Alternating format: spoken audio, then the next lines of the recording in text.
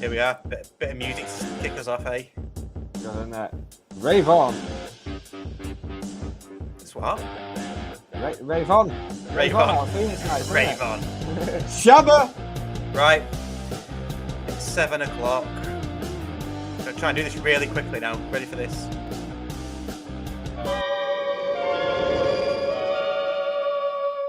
Five, 4, 3, 2, 1.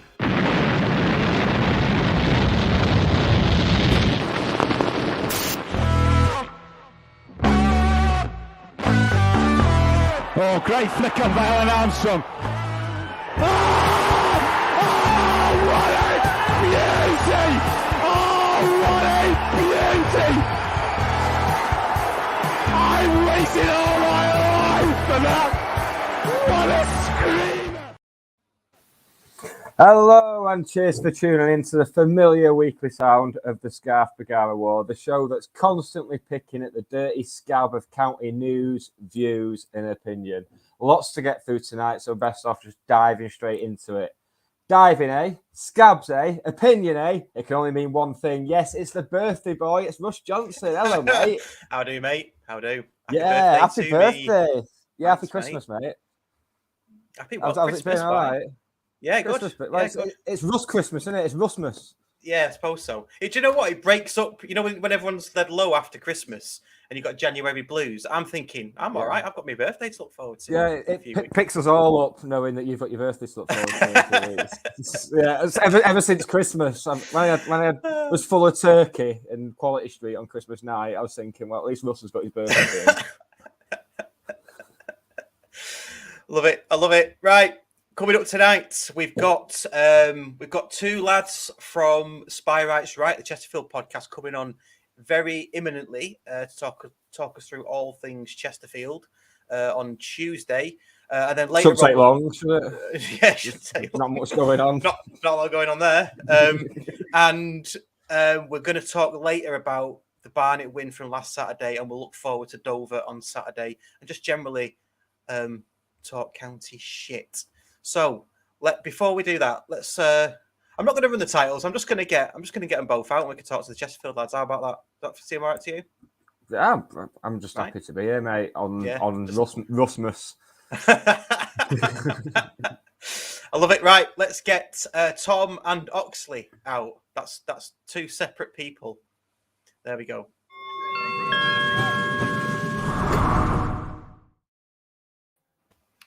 How do, fellas? How's it going? All right. It's going great. We're top at league and shit. Yeah.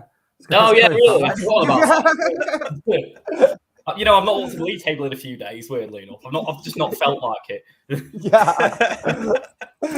I didn't even know we were in a league. What league are we in?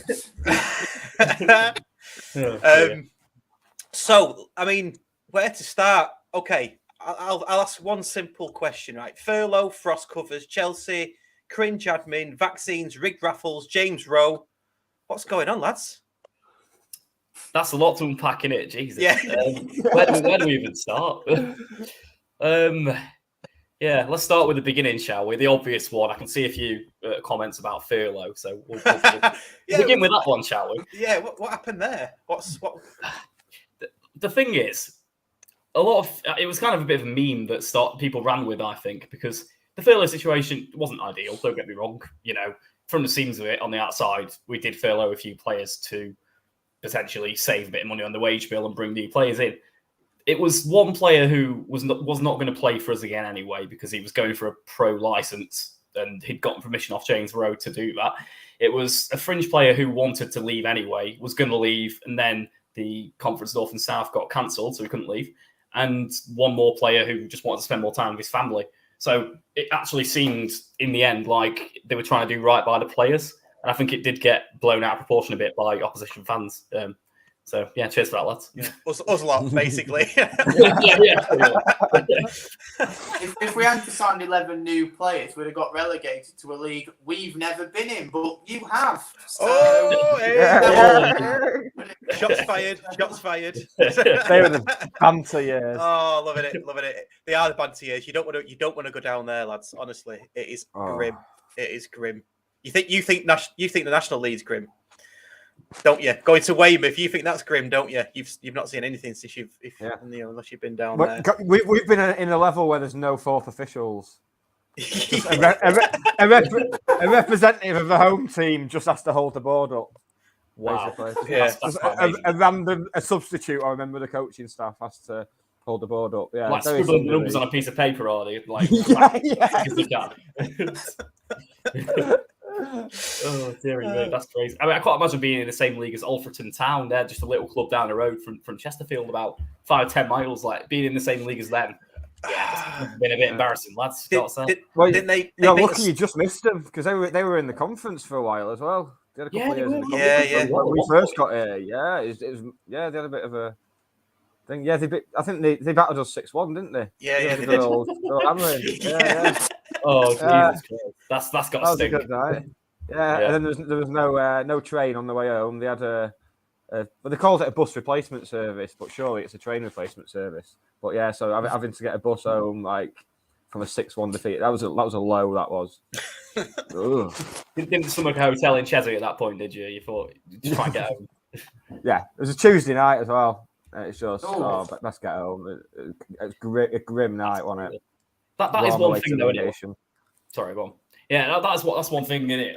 As ex-football league fans dropping into non-league, you do have quite a lot of humblings, don't you? I think there's a few results. Like I remember for us a few years ago, about when we had the ownership troubles, we lost 4-0 at home against Solihull Moors, and that was sort of like a watershed moment, if you know what I mean. Yeah. I think Martin Allen, did he get sacked after that one? I think, and there were like proper actual fan invasions onto the pitch, protesting against the ownership and all that sort of thing. A bit like Southend when we beat them 4-0 this season. No, we had a 4-0. The one that sticks out for me is we lost 5-1 to Hartlepool. I only saw the first 2 goals going after 25 minutes, then walked out and went to the pub. So I didn't actually see the whole game afterwards. I decided I had enough of this. That's the only sane course of events at that point, isn't it? Get yourself to the pub, have a pint, forget you've ever seen that horror show, basically. Yeah, exactly. I'm sure we could all talk about those where we've all done it, haven't we? You know, gone left matches early to go to the pub. What about? So I think I've got them written in chronological order here. What about the frost covers? Because it seemed to us, I know you've just explained the furlough. It seemed to us that you furloughed a load of players and then started advertising for frost covers. Yeah, I think they were the same covers from Saltergate. So God only knows how old they were, and we needed some frost covers, so we crowdfunded it. We also crowdfunded all of the sports science equipment as well last season. So we're not new to it, and we just do it, we just pay. Yeah, hell. That's it. I think the thing with it is you've got to remember that while we have spent a fair bit of money on players like Shimanga, for example, we are still a community-owned football club. We're owned by a charity, so it's not like we've got millions and millions of pounds. You know what I mean? And I think with the frost covers one, I think the main thing with it was that it came just after the Chelsea tie got announced, so people knew that we had a ton of money coming in anyway. Yeah. I think from the club's point of view, it wasn't really the fact they were asking for money; it was more the timing of it made it seem a bit embarrassing, I think. But from a fan's point of view, we don't mind chipping in because at the end of the day, it's our club. We love it. It's owned by a charity, and we want to do everything we can to help. So that's the way we saw it. But, you know, it's obviously fans of other teams are always going to take the mick on. Yeah. It's always going to. Yeah.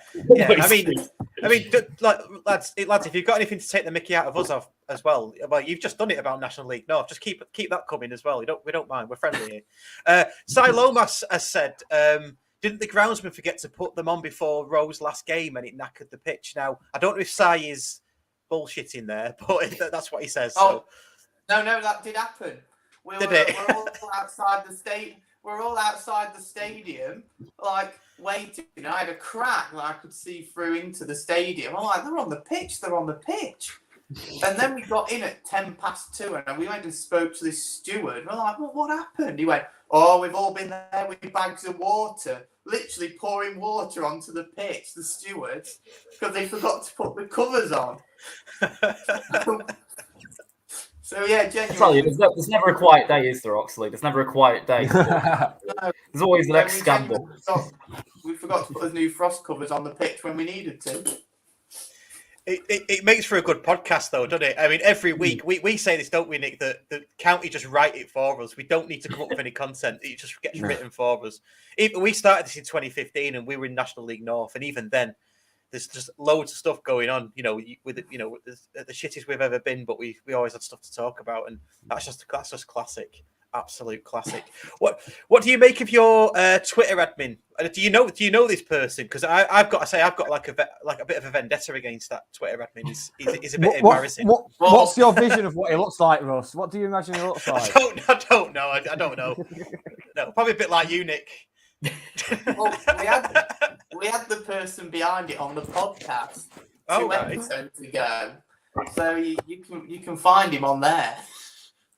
Yeah. You can get his name, his location, where he works. Right. Oh, I do listen to you. Well, I've listened to the last few of yours. I didn't realise he was on it. I do apologise. Yeah. Yeah, he's a sound bloke, to be fair, Bron. Yeah, he's a really sound bloke. I just think it's hilarious. I mean, at the end of the day, any excuse for a bit of banter on Twitter, you've got to take it, haven't you? And I just think it's brilliant, especially the Tottenham one. What was it? Scoring against Chelsea isn't for everybody, lads. It's unlucky or something like that. It's brilliant. Yeah, I don't know. There's an element of me that thinks it's a bit too unprofessional, if you like. I mean, he's probably a good lad, and he's been given the keys to the admin. I mean, if that was our club, I'd be a bit. But maybe that's because I'm in my early 40s now. I'm in my early 40s now, so I expect better. To be fair, before he took it over, all it tweeted was about wedding conventions at the stadium. So it was like, this event, that event, other event. We never actually tweeted anything about football. If he hadn't said football net club in the bio, you'd never know. It was so boring beforehand. So it's like a breath of fresh air, to be honest. Yeah, can't argue with that. And it's another way of engaging with the fans as well, isn't it? Like, I mean, you guys will know football Twitter is a weird place at the best of times, isn't it? It's just absolutely bizarre. So many like ratios and all that flying around. It's like a completely different language almost, isn't it? Like it's just bizarre. So I don't know. I think you've got to appeal to that audience. You've got to remember, like, your main target audience as a football club is young fans, in it. So you've got to find any way you can, I think, to engage them. And I think he's doing a cracking job, in all fairness, like in all seriousness.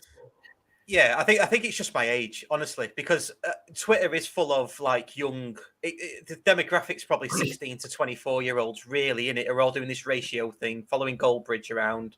I think, Russ, as I'm getting older, my view to like football fans and that is becoming more like Mark Lawrenson's.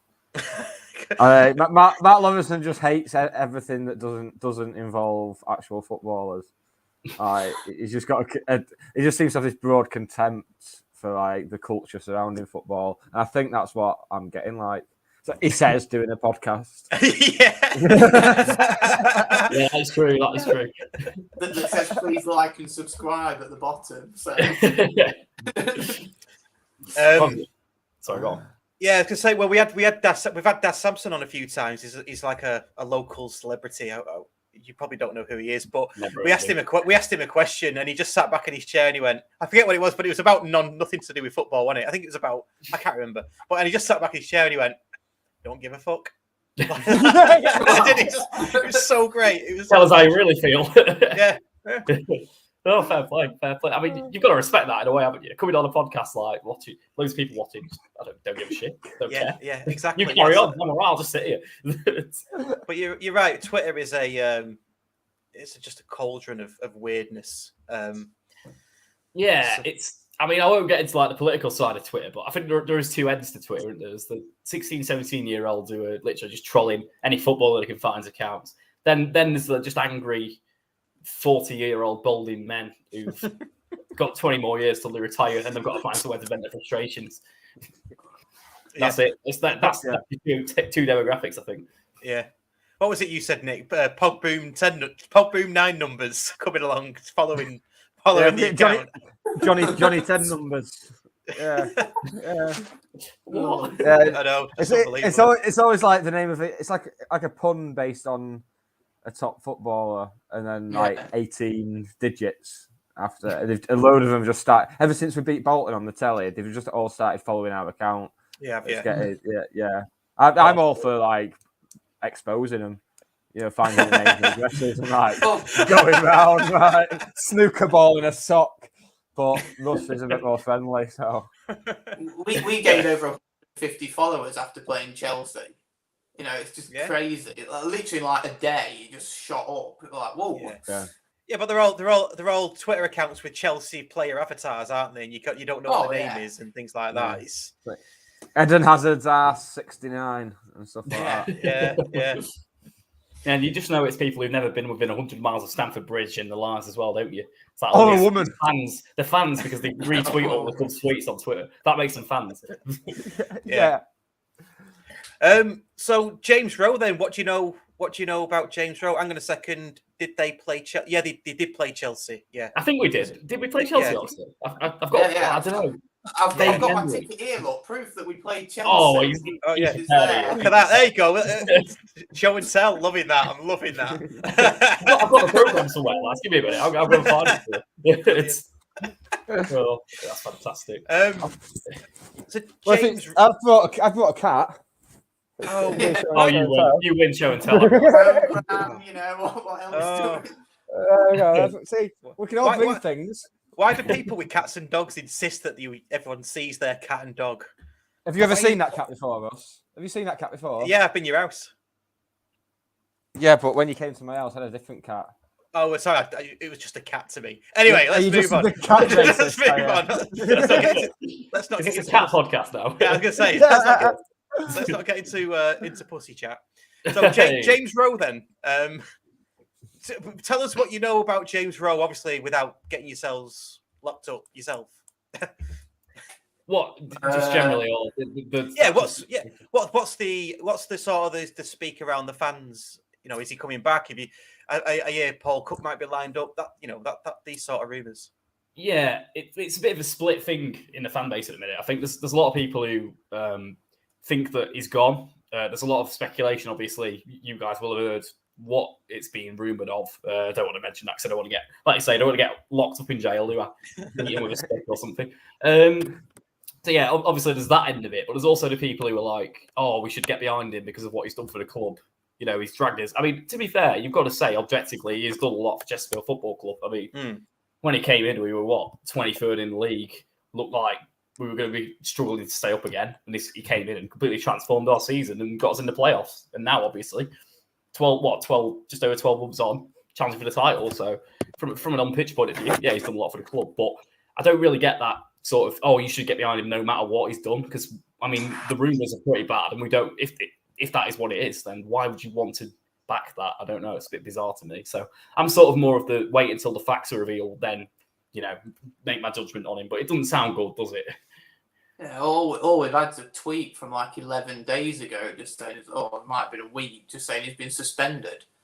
And then since then, you go on the message boards and, open season, innit? He's been accused just about everything, near enough, but we can't say because we don't want to get locked up. So. Yeah. I mean, it brings us nicely onto the actual football, because obviously that leaves a gap in your staff, doesn't it? And I listened to your podcast a few times, the last few podcasts that you've done, and I think it was, judging by your voice, I think it was you, Oxley, that was saying it doesn't really matter. It's still the same players, that going out on the pitch and performing. Whereas I'm sure if Challoner for us left today, we would be quite frankly shitting ourselves. I would say that we're not going to go up this season. So how is it different at your place then? If James Rowe's done really well, what makes you think that the team will carry on without that leader? Probably because we all expect the Scouse Messiah to turn up in the next few days. we know what's possibly coming. That's it. So it's like, We should be fine. We've been there. We've had him before. He's won us the league and got us in the League One playoffs. So be careful what you wish for. We had a Scouse Messiah once, and he turned up with like a briefcase full of fake cash and Dietmar Hermann as manager. So just be careful. Oh dear. I I think it's just the fact in the National League we've been just used to, since we've ever been in here, playing like absolute dross, and then all of a sudden it's like picked up, and now we're on the crest of the wave. I think we feel like, again, if we did leave, we just feel like the momentum's now going in the right way. That I think you could put anyone in that job now, and we'd still continue going up. But I think. I think you've got to remember that good players don't become bad players overnight, do they? And like, obviously, the managerial side of things is very important in football, incredibly important. You know, you can have, I think, Man United, and I'm sure you'll love me ripping into them from where you guys are from. I will. Nick's the closet red, so I'm leaving the podcast. I can't be with two teams. I've seen a bit. So, what was I saying? Yeah, obviously, Man United, one example of very, very good individual players, but no clue in the managerial department, if you know what I mean. So it's obviously a very important side of things, but they're still good players. So, and I think the other thing is they're very versatile now as well. I mean, obviously, we signed Quigley recently, so we could potentially go long. We've been playing the high press style under James Rowe, which has worked very well so far. We can pass the ball around, so we can switch our play up. And I think we've got a lot of different options now. So from out, like, obviously I'm only a fan, and I don't have a extensive knowledge of tactics like a manager would. But from my point of view, I think we've got a very, very good squad of players, and I think any manager that comes in won't need to do much to get them playing in their style, if you know what I mean. Yeah, I can't say I agree, but I understand what you're saying. I think. Judging off your recent results as well, I don't know when Rowe left and who you were playing at the time. I think you were about to play Aldershot, weren't you? I think. No, just played Aldershot. Played Aldershot, yeah. We've had one game without him. We've had one game without him, and we've won it. So. Yeah. Late on at Eastleigh, wasn't it? Yeah. I've got to mention. I think it's you again, Oxley, from a previous podcast. Sorry to bring up. It's always bloody hell, Ross. You've got a hit. I don't expect you. All I'm saying, all I want to say was it was interesting to hear you say you lost to, who did you lose? Oh, Maidenhead. I remember you saying on the podcast you felt sorry for Aldershot because you'd have a bit of a backlash against Aldershot, and then it turned out to be 0-0, and I thought, well, that's pretty funny. You know, as things go. I do enjoy your time on these podcasts. I do enjoy listening to you. You're good. You are good, mate. I think it's because last time we lost to Woking 3-1, and then we went on this 15-odd game unbeaten run. I think we beat someone loads the game after, and we thought it'd repeat itself, and it didn't. Lightning didn't strike twice. No. You usually do get a backlash, don't you? With a winning formula, you usually get that. Maidenhead proved to be difficult. I mean, we played them last Tuesday. We ran out 3-0 winners, but they held us for a long time for the first half. I think we won the second half. Just after half time, we scored. Yeah, that was it. Yeah, we've never beaten in the National League. We've played them 6 times. We've lost 5 and drawn 1. Really? Yeah. Is that Alan Devonshire? It's that Alan Devonshire, you see. He's a wily old cat, isn't he? There's some powers in that flat cap. Yeah. No, that's it. He really is, though. I mean, you look at some of their results recently, and did they beat? Was it Wrexham the other day they drew with? And I think they beat Halifax. Yeah, thanks. You can tell I've researched coming on here, can't you? We know more than me. Yeah, exactly. So they've got results against the high up teams in the league. It's just the teams around them they can't seem to do it against. It's bizarre. It's really weird. Yeah. As long as they keep taking points off people around us, we're quite happy. I mean, 3-0. I did think that 3-0 for you was pretty decent result in all fairness, because I'm sure that. Well, I don't know about the players' minds, but it might have weighed on some of your Reds. They've done something against Chesterfield and Halifax. Then again, I don't know, because you lot seem to be confident, bordering on arrogance at the minute, don't you? I see Stockport fans going, "Oh, this is it now. This is it for us. We're literally going to win the league by 20 clear points. Going to get hat tricks every week. It's What do you At think? least it's not as bad as Notts County fans. Bloody hell, fire. Because it's the first time in this is our second spell in this league, and this is the first time we've had a team that's looked properly ruthless. Like not just functional every week, which we've had for a few years, but like as if what we did to Bolton, like kick-started it all. That was one of Challenger's first games, the Bolton game, and ever since then, it's just we put 5 past a decent League One side, so we'll just go and do that every week, and it's I can see how it must look like arrogance, but it's not just brilliance. The most humble sentence ever spoken, right there. No, it's just. I think it's just confidence. We know the Wrexham podcast lads as well, and they were tweeting me last night, and they were saying, "Oh, you think you've already won it?" kind of thing. And it's like, well, no, not really. We don't. Genuinely, we don't. I mean, a lot of the fans are obviously boiling piss, but I think whoever's top of the league has that moral high ground, don't they? I remember when Grimsby were top of the league and we were 10th. What was that, Christmas Day? Something like that. And their podcast lad was he had a little gif of somebody looking down, and that's all he tweeted to me. on Christmas Day, well, something like that. Family to see and stuff. I know, yeah, but it might have been a bit earlier than that. I can't remember, but you get that. That's what you get. That's what you get. You can picture him carving the turkey and just chuckling while he sends it, can't you? yeah. This will show him. Yeah. I don't think Grimsby at the moment can comment on anyone else's performances at the moment. Bloody hell, these drop-offs and then the Grimsby. It's dropped off the bloody Mariana Trents they have, haven't they? Jesus, shocking. What's happened to them? Because they were on about, when Nooker T comes back, watch out, we'll be coming for you all. And he's been back for about 4 weeks and they've done bugger all. Who's that, sorry? Is it John Nooker T, whoever his name is? Oh, yeah. I think Wrexham put a bid in for him on deadline day, apparently. Because obviously Wrexham have to observe deadline day due to being foreigners. Due to having attractions to sheep, yeah.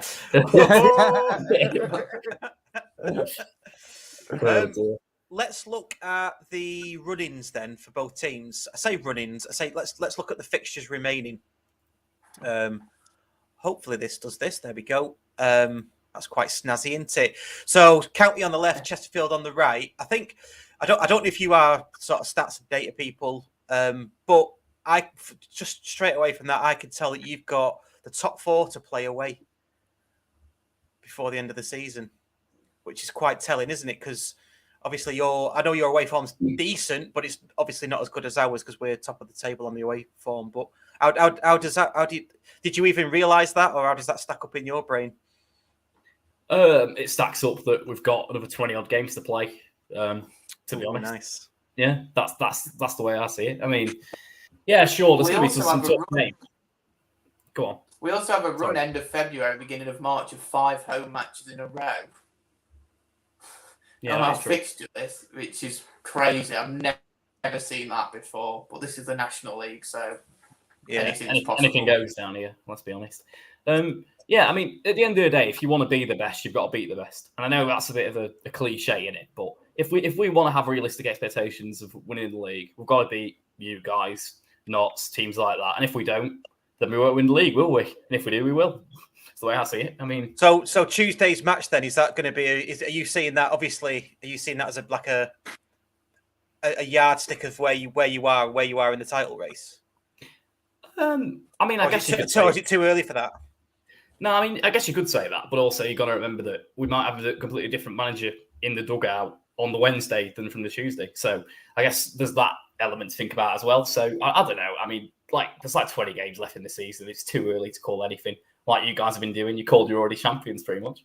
I don't know who said that. If you've said that, please comment in, because we've not said that on this podcast. Please comment in and we can shake your hands. Mate, said that. Genuinely. I'll refer to Exhibit C that Oxley said on one of your podcasts again. Sorry, Oxley. I do like you, honestly. I'm quoting, aren't I? Well, yeah, I think you said EFL football is a must for next season, and you should at least be 10 points better off than you already are at this point? Just late goals or something? It's like I think we all play we all play to 90 minutes, don't we? I mean, to be fair, so. We had a run in October of about 4 games where we all conceded in every game after 90 minutes in stoppage time or something daft like that. Like Bromley, you can see the 2-2 at home. That was a last-minute goal. Altrincham, that was a last-minute goal to equalise. I'm trying to think now. Wrexham, they scored, didn't they, last minute or around 80-something minutes to equalise. So, yeah, Torquay. Yeah. They love a late goal, don't they, Torquay? Yeah. Well, yeah. I mean, time, innit? Gary time. Built the whole of last season on late goals. Yeah. If you blew whistle on about 88 minutes, we'd be, you know. Oh, we'll be clear, mate. We'll be clear. We'll be in League 2 already. See, but this is what I'm trying to point out and trying to harness really is. All right, we have fans that say we're going up as champions. They might be right. They're probably going to be right. Whereas you say stuff on your podcast, don't you? Where you should be 10 points better off if we stop the game at 85 minutes or 88 minutes. So it's all good stuff, isn't it? I just thought I'd bring those up. I don't know where you live or anything, Oxley. I don't like stalk you or anything. I'm just thinking. I'm not inside your house with a camera, mate. He does. It just goes to show. Just goes to show that opinions are like arseholes, in that none of us want to see Russes. What? You don't want to see my opinion? No, you're arsehole. Yeah, I get it, but it didn't really work, did it? I don't want to see his arsehole, to be honest. Now, I'm on here. I've got this podcast. Interestingly enough, I think we've got a February where we've got all our league games are at home, aren't they? Yes, Nick? I think so. Yeah, it's all home all the way, isn't it? February. Yeah, I think where I'm coming from certainly is if we're 12 points clear with 4 games to go, then we've won the league, and that's going to be the aim, I think. Fair dues. Yeah. No, I mean, but this is it. Like, you're saying things like that. Like, I think we just wanted to back our teams, don't we? That's all it is. Yeah, that's it. And that's football fans, isn't it? Yeah. Exactly, yeah. And like when we were top of the league, like you say, it gives you a certain right to brag, doesn't it? A moral high ground to brag. And I think we've definitely been taking full advantage of that for sure. But you've got to, haven't you? You've got to enjoy it while it lasts. And if it doesn't last all season, then you'll be a bit disappointed. But you go again, don't you? That's football. Yeah, absolutely. Yeah. So when we come to play you at your place, it's not Saltergate anymore, is it? What is it? No, it's a little bit better than Saltergate these days. I think Saltergate's rubble these days, to be honest. Yeah, I used to love Saltergate though. When we come to play at Saltergate, either we'll come on your pod or you can come back on here and we'll have another chat. And if you're top of the league, feel free to take the piss. That's what it's all about. Oh yes, well we will. We'll take full advantage. Don't you worry. Yeah, because we definitely will be if we are. Right now, I do believe that. right now, though, both the Borough and Wood fans are probably watching this. Like, hello, we exist. Hello. I know 2 games in. Where are they fans from these days? Did you see that St Albans game where they had like 4,000 fans in or whatever it was in the FA Cup? Where do they all come from? Yeah, where are they every week? Yeah, well, we have City and United fans doing it for big games, and then for like decades after they'll trot out there. Oh, I used to come and help you out. So, well, you didn't help me out personally. Help you out? Yeah, like with some little charity or something. Yeah, I don't like that. For a large period we were. Well, yeah, I don't like that attitude though. The big clubs like, oh, I'm doing you a favour by coming to watch your games. Yeah. Like, well, we didn't ask you to be here, did we? Yeah. And they turn up in like United shirts or like City hoodies and stuff, and you just yeah. It's wrong. That's wrong. It should be bought unless you change. If you don't like it, Ross, why do you do it? Not bad, aren't you? Yeah. Do you know? We agreed like a few weeks ago that we cut back on the swearing, but with comments like that, I'm not cutting back on swearing. That was you, mate. I've toned it. I've had 2 drinks and I've toned it down. And for Gaz Eccleston, who was wondering, it wasn't milk; it was a White Russian. I'm just doing my admin. All right, just doing your admin. My personal admin. I'm answering my fan mail. Oh, right, boys. It's been an absolute pleasure. Thanks for coming on. Yeah, well, cheers for having us. And like I said, in a reverse fixture, if you want to come on our podcast, or we'll come back on yours, then be cracking. Absolutely, yeah. Though it would be good to do that and catch up. Yeah, definitely. We'll have you back on in a manager's time. Yeah. More like 2 Hopefully days. tomorrow. Tomorrow. Tomorrow, yeah. That's it. Fingers crossed. But yeah, no, cheers, lads. It's been a pleasure. Yeah. Yeah, cheers, boys. See you later. Bye now. Bye.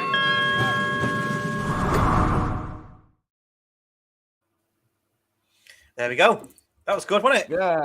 Yeah, guests and everything. That was like real interviewing and stuff. Yeah. I didn't do any research again, apart from my little GIF, my little thing. Well, all that stuff about Oxley and listening to him, that was just all in my head because I just thought I'm going to mention that. But yeah, I'll keep on listening to them. It's good. But then I listen to the others as well. So yeah, happy days. So it's just me and you now. Just me and you. Just the two of us. Just the two of us. Building castles in the sky. Yes. Castles made Lovely. up of county news, views, and opinion. Yes. I've got something I need to say, and I need to find the comments from Harry. Where is it? Not that one. Yeah, here we go. From Harry, can you mention the fan march that is organised for Tuesday, 6:45 from the Armoury Pub? There's a fan march Tuesday, 6:45 Armoury Pub. Consider it mentioned. Yeah, get on that. I'll try and get down to that. Yeah. Am I missing something? What's that about? Can Harry comment in? I don't know. I'm assuming it's nothing nefarious. I'm just guessing it's just a bit of colour for the walk up to the, like a Dortmund type thing. Yeah. Like good ultras, not shit ultras. Yeah. That should be on one of the flags. Good ultras, not shit ultras. Well, if that's what it is, I mean, I don't know what it's for, but if that's what it is, that is top stuff. So yeah, I mean that was Chesterfield. Should we talk a bit about the Barnet game? I didn't go myself. Did the pre-match show with Mark Brockbank, who is hopefully going to come on next week. I need to ask him properly. Please, Mark, can you come on next week? But yeah, what a whirlwind that's gonna be. Just move it. You're like a time traveler, mate. Okay. Spinning the dates around. Yeah, right. There we go. That's what I said it'd be. I was right. Right. Okay. Just to start the atmosphere for a big night. Yes. Good stuff. Yeah. So everybody get on that. 6:45. I might join that myself actually because I'm going to be in my seat early on Tuesday so that I'm sat in my seat. Yes. Yeah. You don't want to be turfing some prick out, do you? I'm setting off after this. I'm gonna get in mine then, just to make sure, like double early. So Barnet on Saturday. I've got to say, I called a 3-0 win on the pre-match show. Obviously, it turned out to be 5. It wasn't far off a 3-0 because there was 2 in injury time, weren't they? But it all seemed it felt like being a team that, like Bayern Munich or PSG or something, we were just waiting to score. Yeah, when are we going to score? Smashing the fodder. Yeah.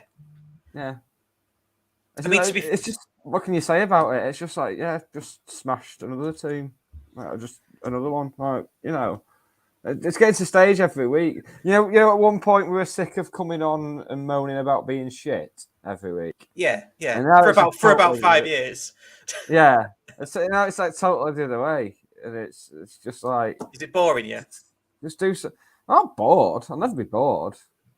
You sound bored. I don't know. I'm just philosophical about the whole thing. I just know that the good times won't last forever. And when they do stop, you better be there to catch me, baby. Yeah, the good times don't last, but the bad times don't last forever either, do they? No, it's cyclical. It is cyclical.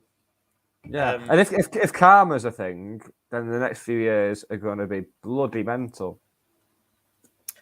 Well, karma's a bitch, innit? Well, no, because we've had the bitchy karma. Okay, right, yeah.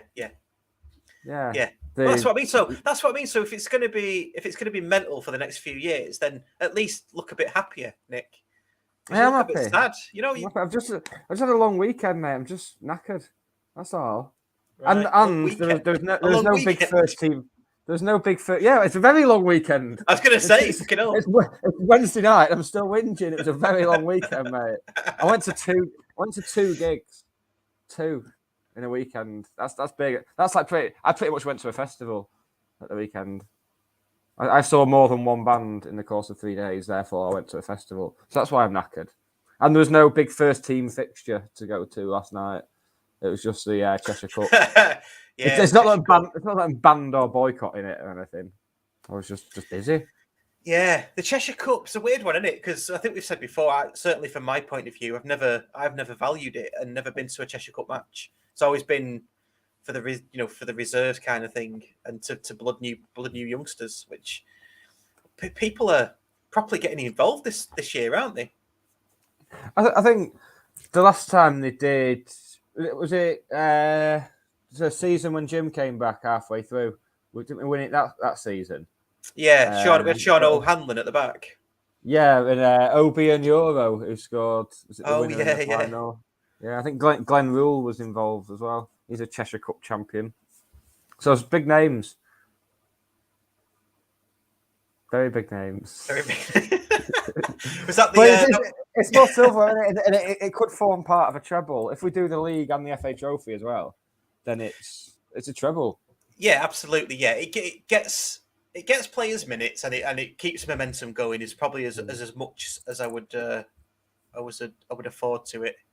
And the point that Simon Lomas has made is that obviously Challoner likes a settled 11. Yeah. So it is. I mean, it was the team we put out last night would be competitive in the Vauxhall Conference. I think that's fair to say. Do you? I think so. Yeah. The team we put out is mostly players who've proven they can play at this level, either with us or with another side, and a couple of youth players sprinkled in. But yeah, I don't think if you put that 11 out in our league, I don't think we'd be in relegation trouble. I think we'd be mid-table. I'm not saying we'd be up near the playoffs, but we'd certainly be holding our own against the majority.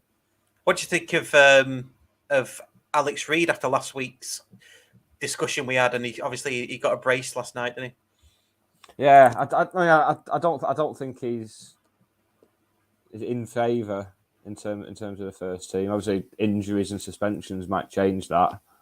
It's just a strange one. He's obviously lacking confidence, isn't he? So we're not playing.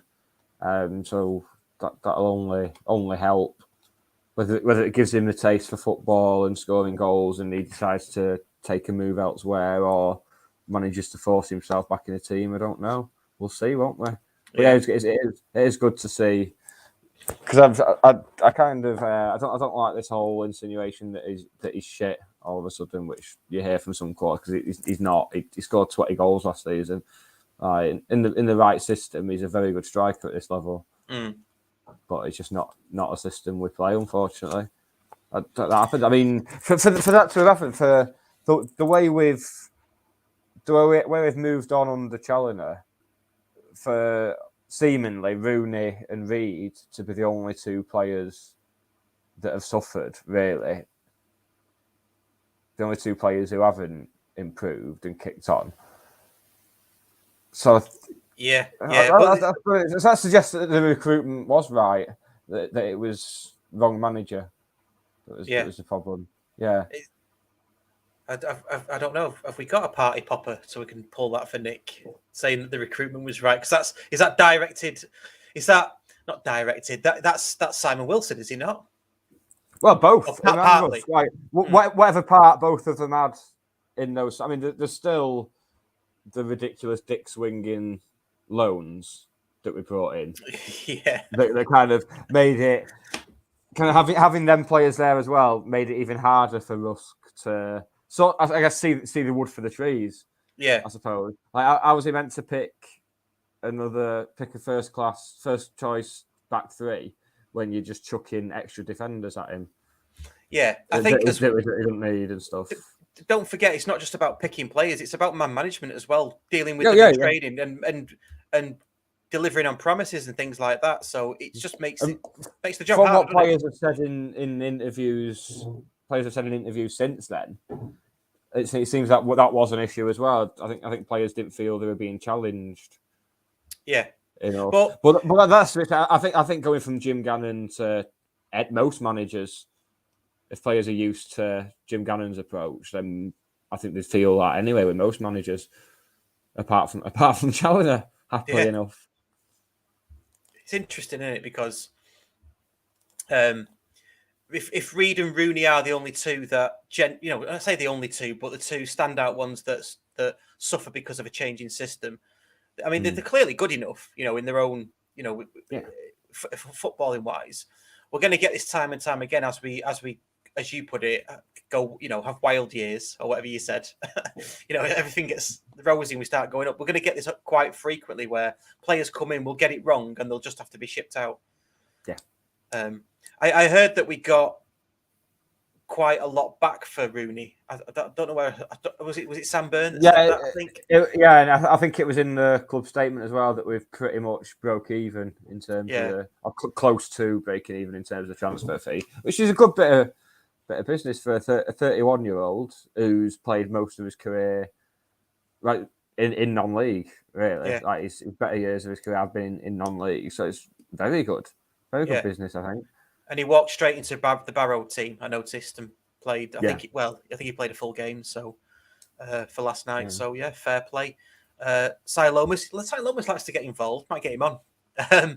What's your take on the Ryan Johnson racism saga? As it's probably the same as everybody else's. Really, it's absolutely abhorrent and deserves to be investigated and brought to task. Basically, as if it wasn't awful enough. It's Barnett's reaction that has just inflamed things further, and I think there's a lot more to the gist of it is that their captain has heard from Johnson about what's happened, and then seen the individual in question involved at the club on Monday, and I don't know if something physical has taken place or what, but that's why. So they've both been suspended, but it seems like Barnett have decided there's no case to answer.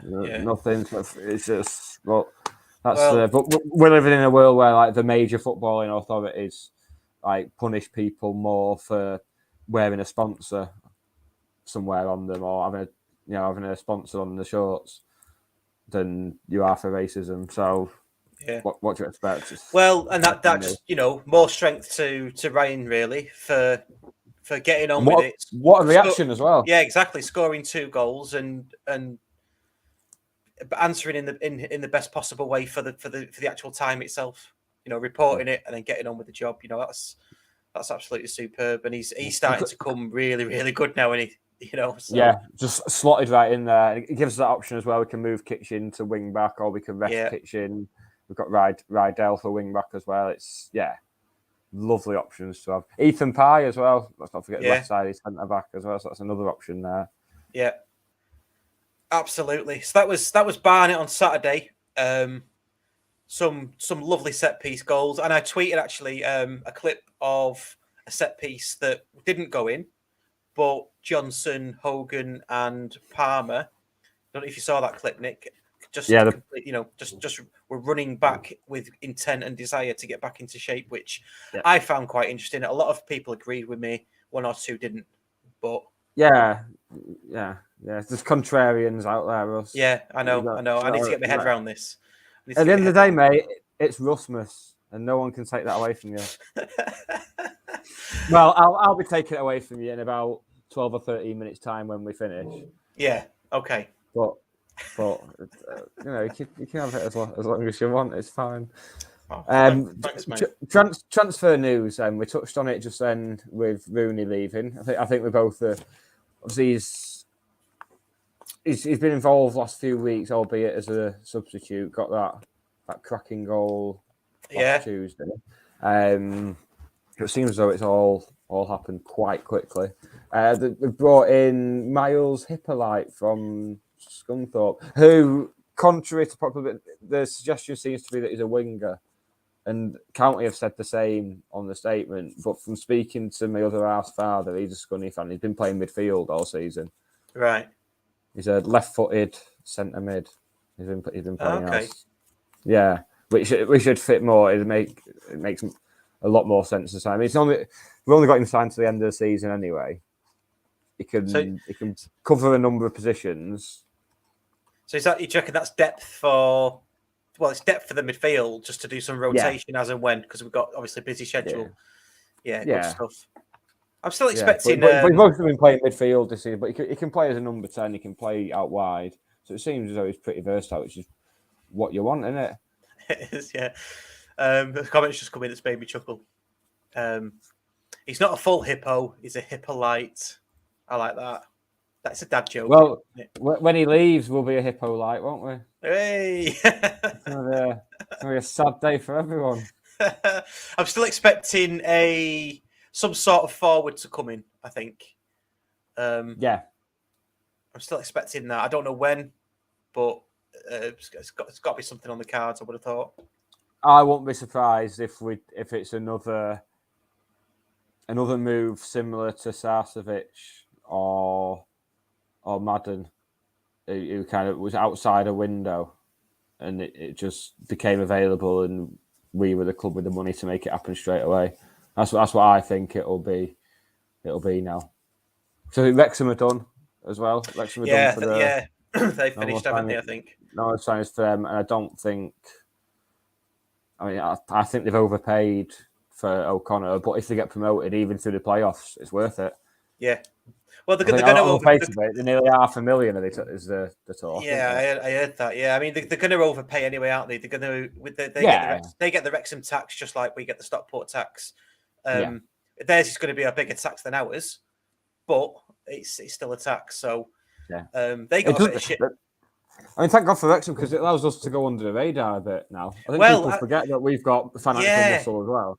It does. Do you know what I was thinking that it sort of takes the shine off us a bit, and our financial situation. But I still think that they are behind us in terms of cohesion. That they've got to hope that these players just click, haven't they? Whereas ours have clicked, and we are firing on all cylinders. Yeah. I think that's what we've got going for us. Hence the huge confidence. That's for the Chesterfield lads if they're still watching. That's why we're confident. It's arrogance, mate. It's arrogance. Brilliance. So yeah, Dover on Saturday. I mean, is this arrogance? I don't know, but I can't see anything but a win. You know. Yeah. Yeah, you'd expect so, wouldn't you? But I think there's an expectation growing that we're just going to rattle in 6, 7, or 8, and it might well end up being another Maidenhead against the team that are just going to dig in. The team that are going to prepare well for it, dig in against us and make it difficult. And it might end up being that type of game where you do wish you had a John Rooney, for that moment of magic. So that'll be an interesting little dynamic to add to it as well. Yeah. So we can get an early goal for me and just that's fine. Play it on our terms. I think if we can go a goal up, I can't see them threatening us.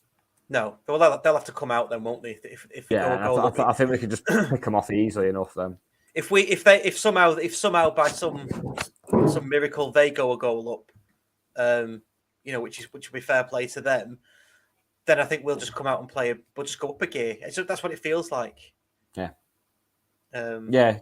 I mean, even after games when we've gone 1 or 2 up, it feels like we've done it without even getting out like second gear.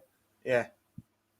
There's going to come a point where we're going to need to crank through the gears, and it's going to be bloody scary. Well, this is it, and this is why Tuesday is the biggest test, really, isn't it? Solihull away was a test. Dagenham away was a test. Tuesday is the next big test. Under the lights as well. Adds the romance to it, doesn't it? Yeah, under the lights. Top of the table clash. Sell out, most likely. Yeah. Tourist sat in your seat. Yeah. It works. Yeah, and do you know what? I've kind of enjoyed the the trophy matches and the matches like Maidenhead as well. I could get a pint. You know, it was easy to get me coffee or whatever. You know, just no queues and things. I do quite enjoy that. But then you've got to have the big nights with the big crowds, haven't you? Because that's what it's all about. So, well, do you know, in a year's time, we'll be on here talking about the Papa John's auto windscreens, auto glass paint pot. And we were talking about a game in that and saying, oh, it was great. You could stretch out, you could get a pint. It was just like being in non-league. I loved it. And then that's it. The podcast will just explode. Yeah. That'll be it then. We've just completed it. Completed the podcast.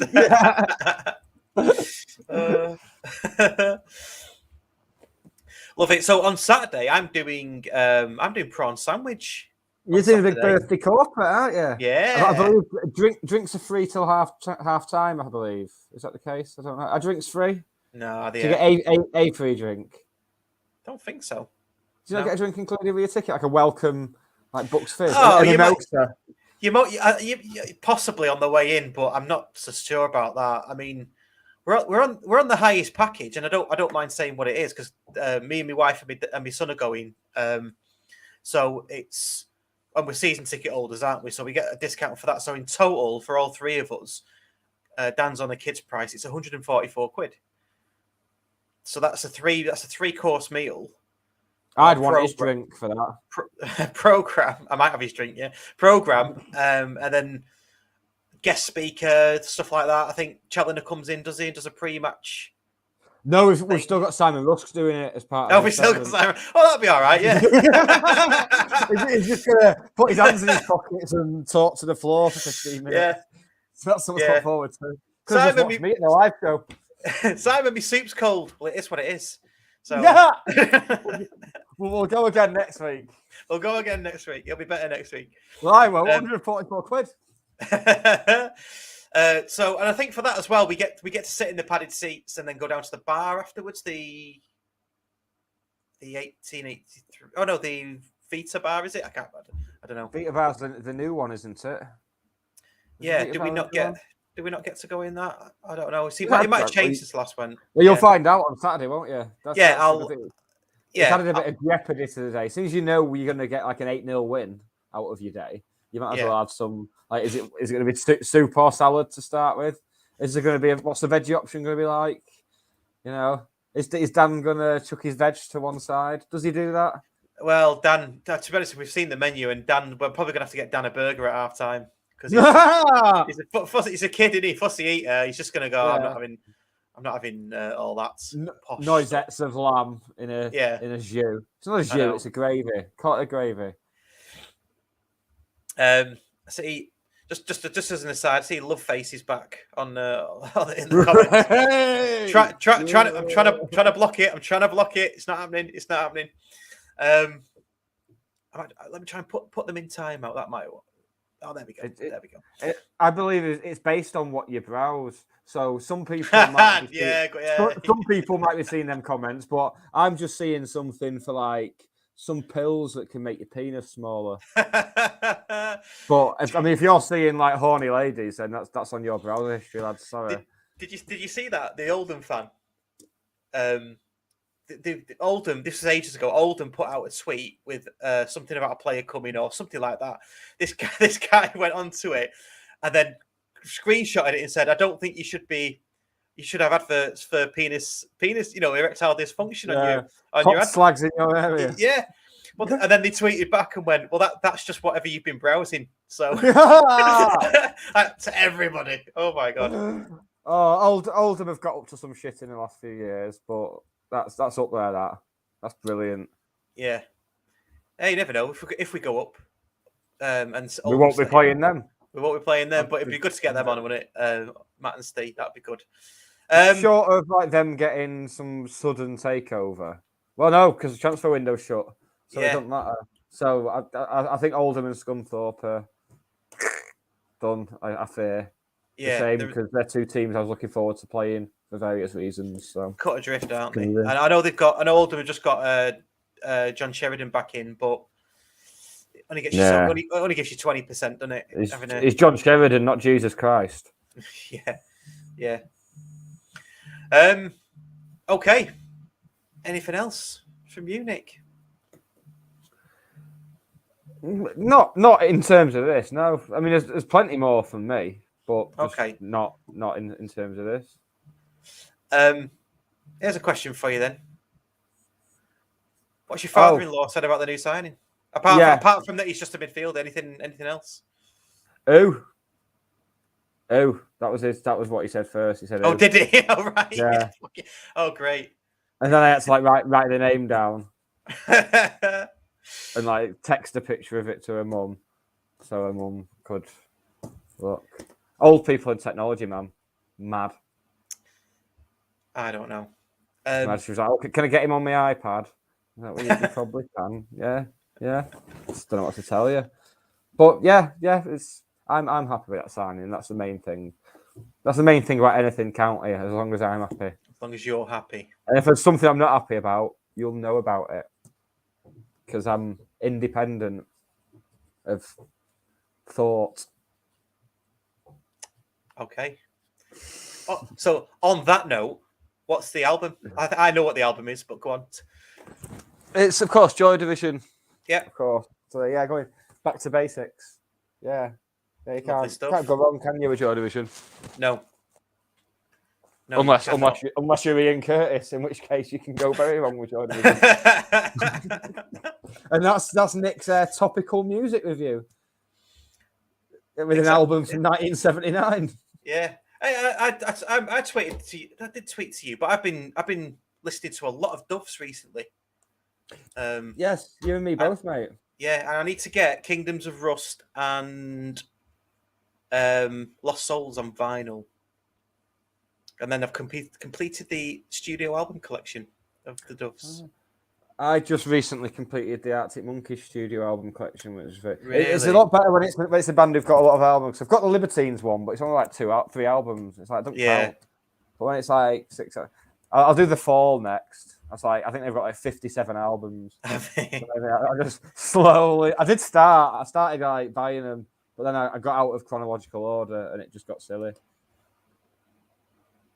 There's a lot in it. How many genuinely have they got? But they've got like a lot. They did like a couple of albums a year for a long time. Another band that did a lot of albums, King Gizzard and the Lizard Wizard. You'd like them. Right. They're an Australian band, and they do all different genres of music, but they release like 3 or 4 albums a year. Loveface just cannot get enough. I'm going to go to that 18+ stream and see if anyone is actually waiting, because I don't think there will be. I think I'll be promised that there's hot single girls in my area, and you know what, Ross? I don't think there is. Don't think there is. I go out to Aldi and I don't see him. I don't see him. I'm worried one day it'll be a picture of my missus. And it'll just say, "The single girls in your area." I'm like, no. This is how she tells me. I've been broken up with like in worse ways. Love it. Absolutely love it. I've got to mention actually, a new bobble hat has come out, hasn't it? The Toddy bobble hat. Have you seen that? The Toddy bobble hat, yeah. Named by friend of the show, Harry Buckshaw. Well, he did name it. I think he said it first, and then we did a bit of a poll, and it came top of the poll anyway. So, the guy asked me today what we were calling it, or what should he call it? Should I say?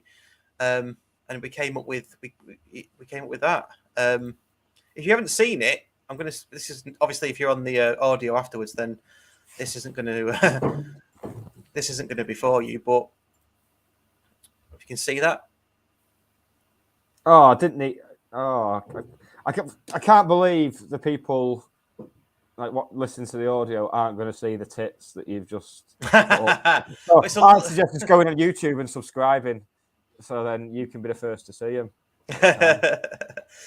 But it's good that, so it's a good app. Yeah, it is good. I've already ordered mine out of my birthday money, which is nice. Oh, to get in a little card. A couple of pound coins sellotaped into a card. Yeah, off me gran. Yeah. Yeah, off me dead gran. Yeah. Oh, you didn't need to make it dark there, mate. You did that. Don't mind. I know. Just know that you did that. There we go. Waggy's ordered his as well. Hopefully ready for Saturday. not sure mine will be here for Saturday, but